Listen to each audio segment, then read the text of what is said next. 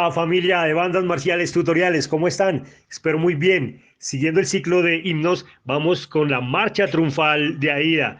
Espero estos himnos les gusten y seguiremos con más himnos conocidos de diferentes partes del mundo.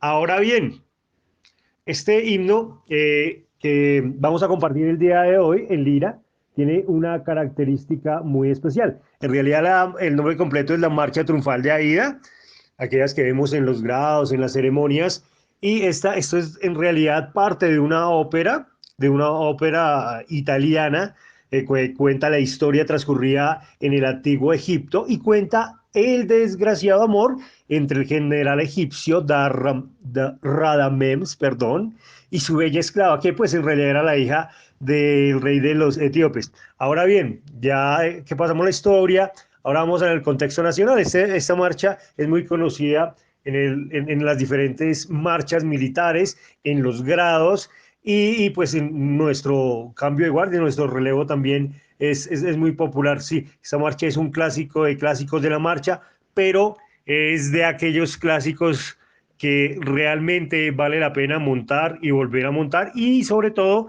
para que lo conozcan muchos. En la banda de marcha es supremamente especial. Entonces, no siendo más, amigos, suscríbanse.